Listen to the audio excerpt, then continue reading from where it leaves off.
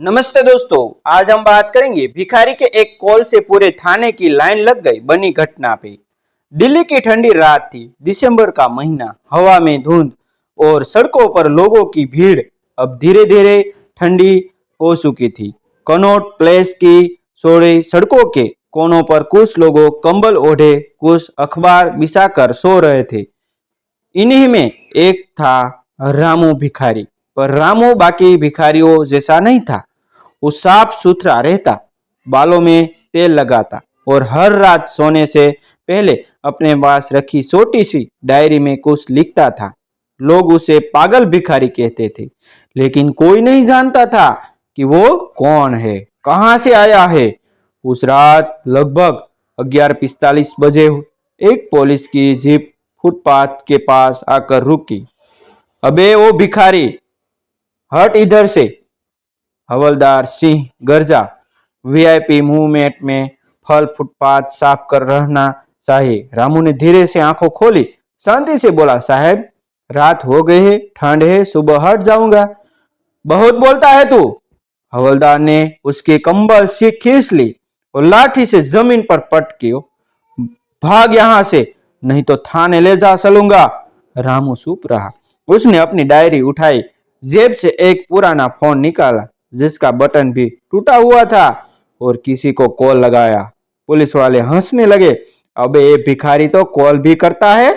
हा हा हा हा हा। रामू ने सिर्फ इतना कहा, भाई लगता है मुझे तुम्हारी मदद चाहिए। फिर फोन रख दिया। हवलदार ने हंसी उड़ाते हुए कहा, चल चल सो जा अब। कौन आएगा तेरे जैसे भिखारी की मदद को। वो वापस अपनी जीप में बैठ गया। लेकिन अगले ही 15 मिनट में कुछ ऐसा हुआ जिसकी किसी ने कल्पना भी नहीं की थी। कनॉट प्लेस थाने में एक के बाद एक कॉल आने लगे। एसीपी साहब से बात करनी है। हमारे इलाके में पुलिस ने एक बुजुर्ग को मारा है, सांस करवाए। सोशल मीडिया पर फुटपाथ वाला वीडियो वायरल हो गया। साहब वो आदमी कोई आम आदमी नहीं है। थानेदार शेखावत परेशान हो गया। कौन है भिखारी, कौन है ये भिखारी? उसने ड्यूटी ऑफिस से पूछा। सर अभी अभी किसी ने ट्विटर पर डाला है कि वो आदमी असल में कोई रिटायर्ड आईएएस है, नाम शायद राघव प्रताप सिंह। शेखावत चौंका। क्या, राघव प्रताप सिंह? वही राघव प्रताप सिंह जो कभी उत्तर प्रदेश के सबसे ईमानदार आईएएस ऑफिसरों में गिने जाते थे, जिन्होंने लाखों लोगों के लिए सरकारी योजनाएं शुरू की, लेकिन अचानक सब कुछ छोड़कर गायब हो गया है। कोई नहीं जानता था वो अब कहाँ है। लखनऊ का बड़ा सरकारी ऑफिस। राघव प्रताप सिंह उस समय मुख्य सचिव थे। वो गरीबों के हक के लिए इतने में सख्त थे कि कोई बड़े अफसर और नेता उनसे नफरत करने लगे। एक दिन उन्होंने एक बड़े ठेके में चले रही 100 करोड़ की घोटाले की फाइल पकड़ी। वो घोटाला कुछ मंत्रियों और अफसरों से जुड़ा था। राघव ने फाइल रोक दी। जब तक सांस पूरी नहीं होगी ये प्रोजेक्ट पास नहीं होगा। बस यही गलती थी। अगले हफ्ते उनके खिलाफ जो कठे आरोपी लगे, रिश्ते, दुराचार, निजी संपत्ति छुपाने के मीडिया ने भी उनके खिलाफ मोर्चा खोल दिया। उन्होंने इस्तीफा दे दिया और कहा, जब ईमानदारी जुर्म बन जाए तो मैं अपराधी बनने से पहले गुमनाम होना पसंद करूंगा। और फिर वो गायब हो गया। रामू यानी राघव प्रताप सिंह अब फुटपाथ पर सोने वाला भिखारी बन चुका था। उसने अपनी आंखों से देखा कि कैसे सत्ता बदली है, नेता आते जाते हैं, पर गरीबी की हालत वही रहती है। वो रोज लोगों से बात करता, उनकी कहानियां सुनाता, नोट्स लिखता। उसे पता था असली देश तो इन सड़कों पर बसता है। लेकिन उस रात पुलिस की बदल चुकी ने उसे फिर से अंदर से हिला दिया। वो सोचने लगा, शायद वक्त आ गया है कि सच फिर बोले। सुबह 8 बजे की धूप हल्की हल्की फैल रही थी। थाने के बाहर 2 मीडिया वैन खड़ी थी। थानेदार शेखावत के माथे पर पसीना। सर अभी अभी डीजीपी साहब ने पूछा है कि आपने भिखारी पर लाठी क्यों चलाई। सर सोशल मीडिया पर सर सोशल मीडिया पर जस्ट फेक प्रोराइट ट्रेड कर रहा है। शेखावत ने सिर पकड़ा। अभी मैंने तो सोचा कोई आम आदमी है। तभी एक ब्लैक स्कॉर्पियो थाने के बाहर रुकी। उससे 3 लोग उतरे, एक बुजुर्ग महिला, एक युवक और एक महिला पत्रकार। महिला बोली, हम राघव प्रताप सिंह के परिजन हैं। कल रात जिस व्यक्ति को आपकी पुलिस ने मारा वो मेरे पिता है। थाने में सन्नाटा सा गया। उधर फुटपाथ पर रामू यानी आराम से चाय पी रहा था। उसके पास 2 आदमी आए। सर, सीएम ऑफिस से फोन आया है, आपको मिलना है। रामू मुस्कुराए, बोलो अभी नहीं, पहले मैं उस हवलदार से मिलूंगा जिसने मुझे इंसान नहीं समझा। वो धीरे धीरे उठा, अपनी पुरानी डायरी जेब में रखी और बोला, कभी कभी व्यवस्था को झकझोरने के लिए आदमी को सबसे नीचे गिरना पड़ता है। थाने के दरवाजे के सामने अब भीड़ जमा थी। कुछ मीडिया वाले कैमरा लेकर खड़े थे तो कुछ लोग मोबाइल से वीडियो बना रहे थे। थानेदार शेखावत अंदर बेसने घूम रहा था। उसके चेहरे पर रात की नींद न होने के बारे सारे निशान साफ दिख रहे थे। सर, वो भिखारी मतलब राघव प्रताप सिंह साहब थाने आने वाले हैं, एक कांस्टेबल बोला। शेखावत के गले से लार निगलना मुश्किल हो गया। ये क्या कह रहे हो तुम? उसने घबरा कर पूछा। जी सर, वो खुद कहा है मैं थाने आऊंगा पर बिना पुलिस सुरक्षा के। शेखावत ने सिर पकड़ लिया। भगवान, अब अगर ये सच में वही निकले तो मेरी नौकरी गई समझो। करीब 10 बजे फुटपाथ पर रहने वाला वही दुबला पतला आदमी फटे हुए कपड़ों में हाथ में पुरानी डायरी लिए थाने में दिखाई दिया। भीड़ ने रास्ता दिया। मीडिया वाले कैमरे लेकर उसके पीछे दौड़े। सर, क्या आप ही राघव प्रताप सिंह है? क्या आपने जानबूझकर खुद को छुपाया? आपको सिस्टम पर भरोसा नहीं रहा? आपको सिस्टम पर भरोसा नहीं रहा? वो बस मुस्कुराता रहा। धीरे धीरे चलकर थाने के अंदर पहुंचा और वही कुर्सी पर बैठ गया। साहब, यही है वो। हवलदार सिंह की आवाज कांप गई। राघव ने शांत स्वर में कहा, आपने टाटा था मुझे, अब कुछ नहीं कहेंगे। हवलदार झुक गया। साहब, मुझसे गलती हो गई, मैंने आपको नहीं पहचाना। राघव ने उसकी आंखों में देखा।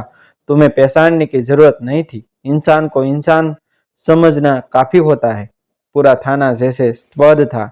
मीडिया के कैमरे में उस पल को कैद कर रहे थे जहां सत्ता का अहंकार एक भिखारी की सादगी के आगे झुक चुका था। राघव ने अपनी पुरानी डायरी निकाली और बोला, जानते हो मैं ये फुटपाथ पर क्यों रहता हूँ? किसी ने जवाब नहीं दिया। वो बोला, इस डायरी में पिछले 10 साल के अनुभव है।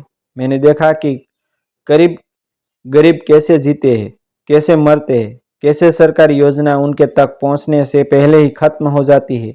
मैंने जाना कि असली भारत इन सड़कों पर बसता है, ना कि उन उसी दफ्तरों में। थानेदार बोला, साहब, हमसे गलती हो गई। राघव ने शांत लहजे में कहा, गलती तो पूरे सिस्टम से हो गई है, इंसान से नहीं।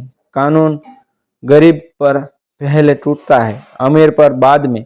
अब बाहर चैनलों पर हेडलाइन चल रही थी, फुटपाथ वाला भिखारी निकला, रिटायर्ड एआईएस भ्रष्टाचार के खिलाफ लौटे राघव प्रताप सिंह। पुलिस हुए सामदा। जनता बोली, असली हीरो वो है। राघव ने मीडिया वालों से कहा, मैं शोहरत के लिए नहीं लौटा, मैं सिर्फ चाहता हूं कि देश अपने आम आदमी को इज्जत देना सीखे। पत्रकार ने पूछा, सर, आप इतने साल कहाँ थे? वो मुस्कुराया, जहां देश की सच्चाई थी। रेलवे प्लेटफॉर्म, उगमी बस्तियों और सरकारी दफ्तरों के बाहर की लंबी लाइनों में। कुछ देर बाद एक वाली काली एसयूवी थाने में दाखिल हुई। उससे दिल्ली पुलिस के कमिश्नर उतरे। थाने में सन्नाटा फैल गया। राघव साहब, मैं माफी मांगने आया हूँ। कमिश्नर बोले, हमारे जवानों ने जो किया वो गलत था। आपने जो कहा चाहा वो हमारी व्यवस्था पर धब्बा है। राघव ने कहा, माफी तब पूरी होगी जब कोई और गरीब इसी तरह अपमानित ना हो। कमिश्नर बोले, मैं वादा करता हूँ ऐसा दोबारा नहीं होगा। राघव ने हल्की मुस्कान दी। वादा तो बहुत लोग करते हैं साहब, पर निभाते बहुत कम है। शाम तक मामला इतना बड़ा हो गया कि मुख्यमंत्री ने खुद राघव को मिलने बुलाया। मुख्यमंत्री ने के बंगले पर पूरा मीडिया जमा था। राघव वही फटे कपड़े में पहुंचा। राघव जी, हमें दुख है जो आपके साथ हुआ। आप चाहे तो सरकार में सलाहकार बन सकते हैं। राघव ने सिर झुकाया। कहा, मुझे कोई पद नहीं चाहिए, मुझे सिर्फ ये चाहिए कि हर फुटपाथ पर सोने वाले को रात में कोई डंडा न मारे।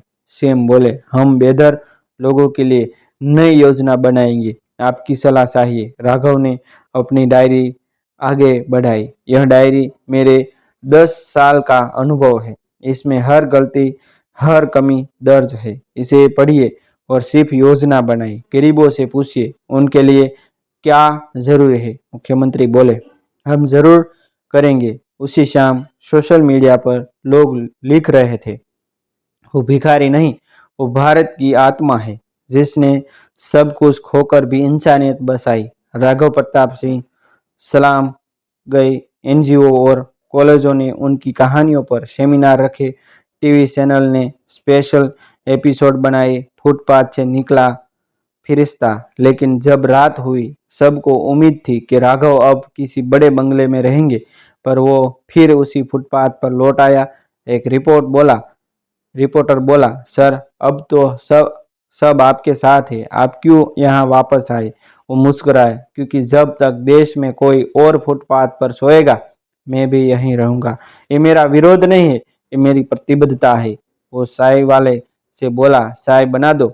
वही पाव 3 वाली। पास खड़ा एक बच्चा बोला, बाबूजी, आप बहुत बड़े आदमी है ने? राघव ने बच्चे के सिर पर हाथ फेरा। बड़ा वो होता है जो दूसरों के लिए छोटा बनने की हिम्मत रखे। अगले कुछ हफ्तों में दिल्ली सरकार ने एक नई योजना शुरू की, फुटपाथ मित्र योजना, जहां हर इलाके के गरीब, भिखारी या बेघर व्यक्ति को सरकारी सूची में शामिल किया गया।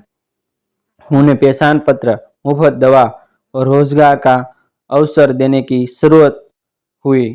थानेदार शेखावत को खुद उन लोगों से माफी मांगनी पड़ी।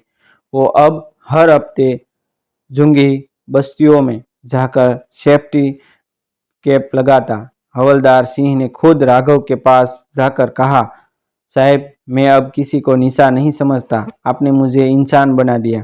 राघव ने बस इतना कहा, तो मैं इंसान बनाना नहीं था, बस इंसान रहना था। कुछ महीने बाद एक सुबह अखबार की खुशी थी।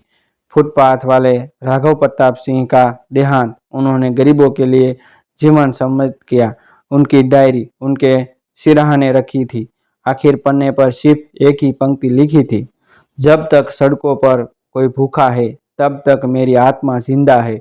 लोगों रो पड़े। मुख्यमंत्री ने उनके नाम पर एक योजना की घोषणा की, राघव प्रताप समृद्धि आश्रय, जहां हजारों बेघर लोगों को रहने की जगह मिली। रात में वही जगह, कनॉट प्लेस का फुटपाथ, अब वहां पत्थर पर एक छोटी पट्टिका लगी थी। यहाँ कभी राघव प्रताप सिंह सोया करते थे, जिन्होंने हमें सिखाया कि इंसान की कीमत उसके कपड़ों में नहीं, उसके कर्मों में होती है। एक बुजुर्ग चाय वाला रोज उस पत्थर के पास दीपक जलाता और कहता, साहब तो गए पर दिलों में बस गए। राघव प्रताप सिंह की कहानी में हमें ये सिखाती है कि गरीबी कोई अपराध नहीं, पर किसी को निशा दिखाना सबसे बड़ा अपराध है। असली ताकत कुर्सी में नहीं, बल्कि इंसानियत में होती है। और कभी कभी एक भिखारी ही पूरी व्यवस्था को एकजोर सकता है। दोस्तों, ऐसी न्यू न्यू कहानी देखने के लिए हमारा चैनल आप सब्सक्राइब कर सकते हैं, क्योंकि हम डेली न्यू न्यू स्टोरी लाते हैं। थैंक यू दोस्तों, मिलते हैं।